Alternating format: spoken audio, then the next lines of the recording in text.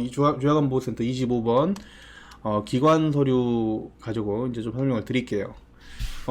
처음 OT 때부터 들으신 분들은 아시겠지만 이 평가 매뉴얼이거든요. 왼쪽에 있는 지금 정리되어 있는 게 평가 매뉴얼을 보실 때는 항상 필수 사항을 확인하셔야 됩니다.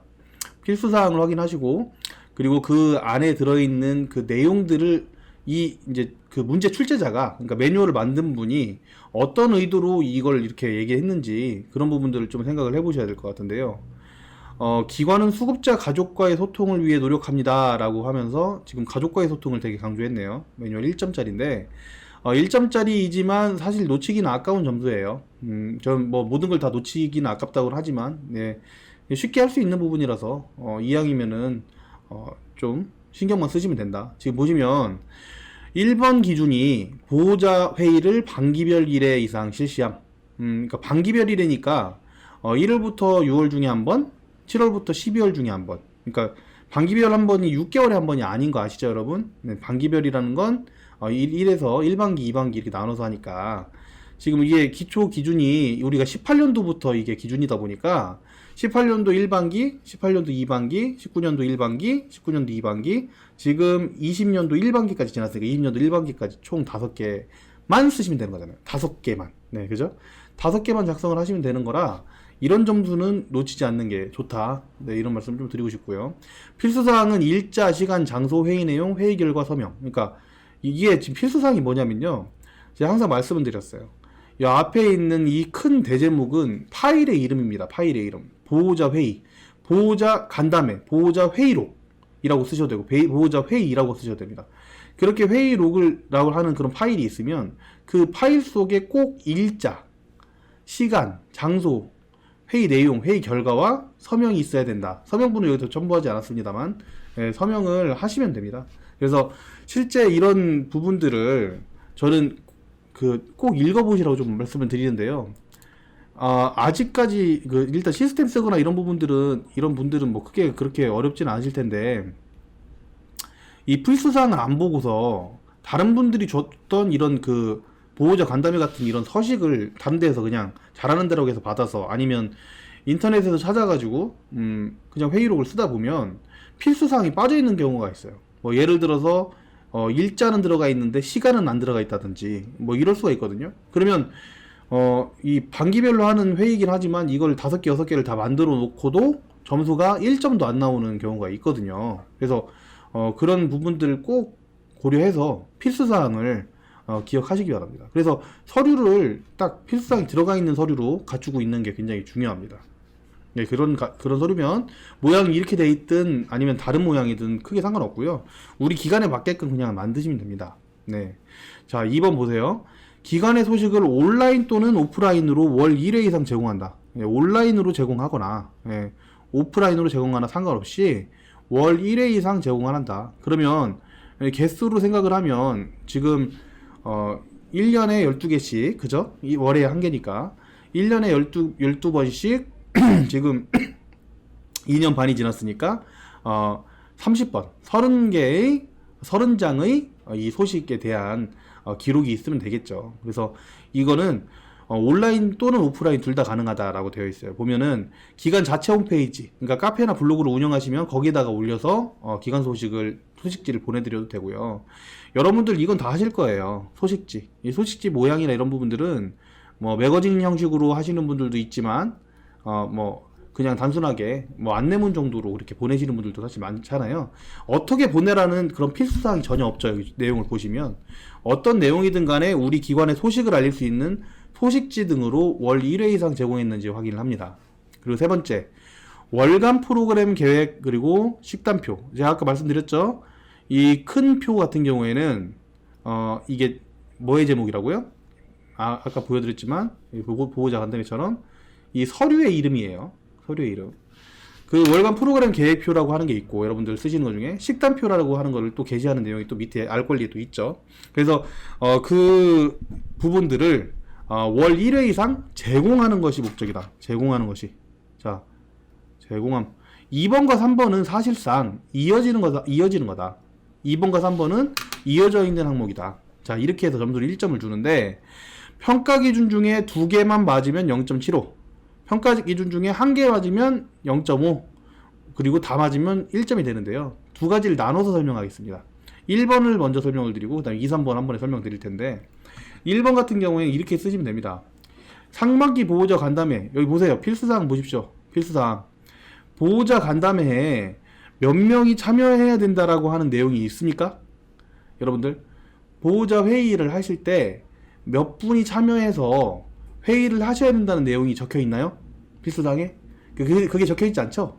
그렇죠? 이게 팁입니다. 보호자 회의를 하실 때는 직원 몇 분이 참여하는지, 보호자가 몇 분이 참여하는지 보지 않아요. 네, 보지 않아요. 실제로. 그래서 그런 부분들을 좀 생각을 하셔서 하시면 될 것 같고요. 네, 여기 지금 이 예시가 지금 요양원께 올라와 있는데요. 똑같습니다. 어쨌든 보호자 회의 하실 때는 이 기본적인 필수사항이 들어가 있고, 회의 내용 같은 경우에도 딱 정해져 있는 내용은 없어요. 그냥 보호자들이 우리 기관에 왔는데 인테리어가 이런 부분들이 배치가 이렇게 됐으면 좋겠다라고 하는 기본적인 의견도 있을 거고요. CCTV는 설치가 돼 있냐 안 돼 있냐 뭐 이런 부분들도 있을 거고요. 우리 어머니 서비스에 대해서 얘기하시는 분도 계실 거고요. 프로그램이 재밌다 재미없다 라고 얘기하시는 분들도 있을 거고요. 프로그램에 대한 또 의견은 또 뒤에 또 있으니까 그 부분을 또 제외하더라도 여기에 그런 내용을 넣어도 된다 안 된다 이런 말이 없으니까 이런 내용들을 그냥 쓰시면 됩니다. 근데 지금 제가 오른쪽에 보여드리는 그 방식 같은 경우에는 문어체로 작성을 했어요.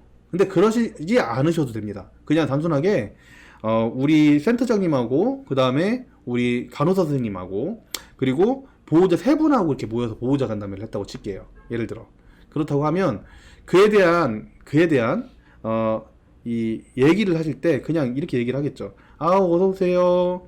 예, 오늘 이렇게 그 바쁜데도 참여해 주셔서 감사합니다.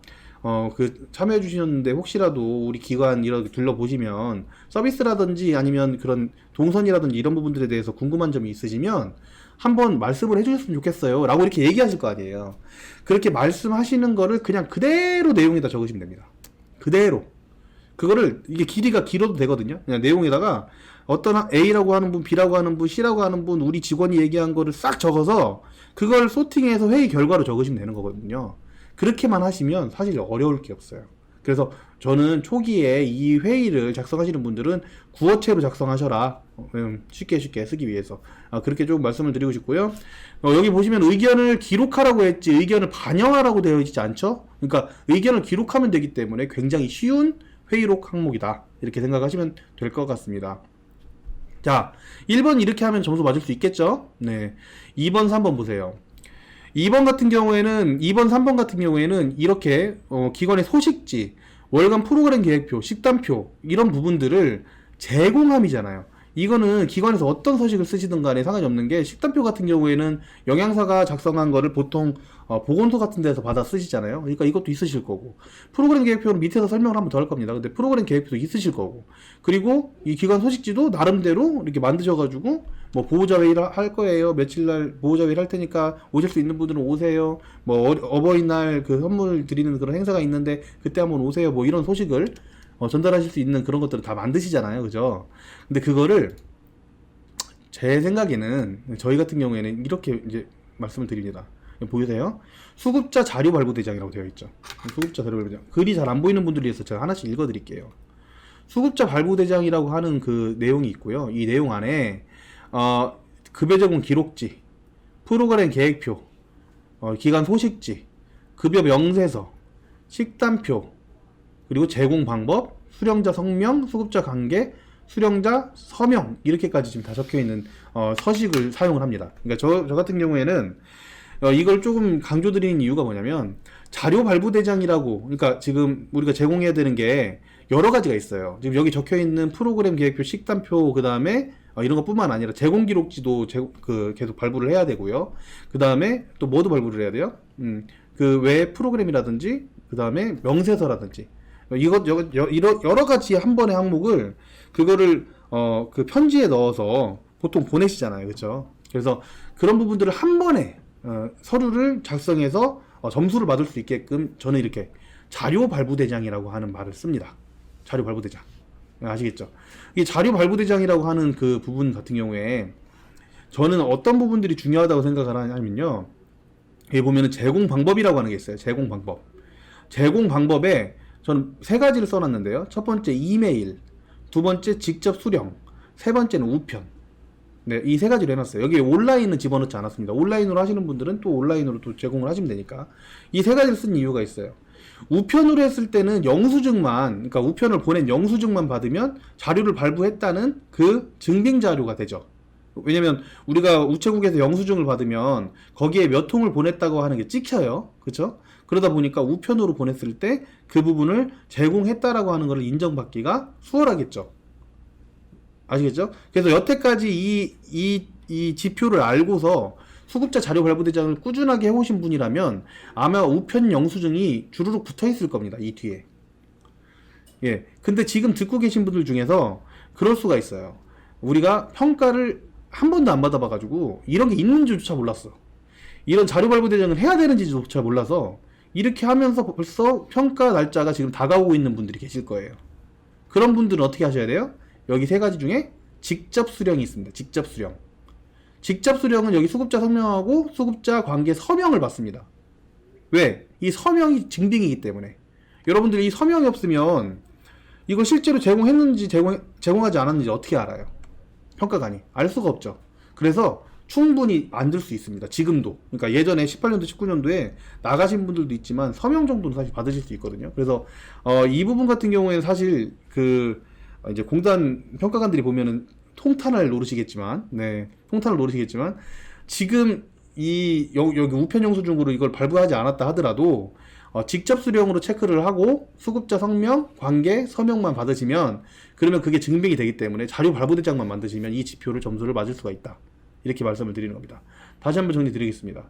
25번 가족과의 소통 같은 경우에는, 이 회의록 같은 경우에, 작성하는 게 어렵지가 않다. 이게 작성하는 게 어려우시면 구어체로 작성하셔라. 말하는 걸로. 그냥 말하는 걸로 작성하고 회의 결과만 여러분들이 그냥 정리해서 적어주시면 서명부만 받아놓으면 되고, 그 다음에 직원들 몇 명이 와야 된다. 어르신 몇 분이, 보호자 몇 분이 오셔야 된다. 이런 게 없어요. 그러니까 그 부분은 몇 명이 오든 간에 어쨌든 회의록만 작성하면 된다는 내용이고요. 그 다음에 이 서류를 발송해주는 온라인 오프라인으로 월 1회 이상 제공함이라고 하는 것들은 제공 기록지라든지 아니면 다른 기관 소식지라든지 제공 명세서라든지 이런 부분들을 보내야 될 부분들이 있으니까 이거를 같이 한 번에 보내는 걸로 하는 자료 발부 대장을 만들되, 여태까지 해왔던 분들은 우편으로 하셨으면 우편 영수증이 있어서 증빙하고, 만약에 여태까지 안 해오신 분들 같은 경우에는 직접 수령으로 체크해서 직접 사인을 받아 오시면 된다. 예, 작업이 좀 필요하겠지만 어쨌든 간에 18년도 19년도 거 다 작업하실 수 있다 라는 겁니다. 여기까지가 가족과의 소통이었어요.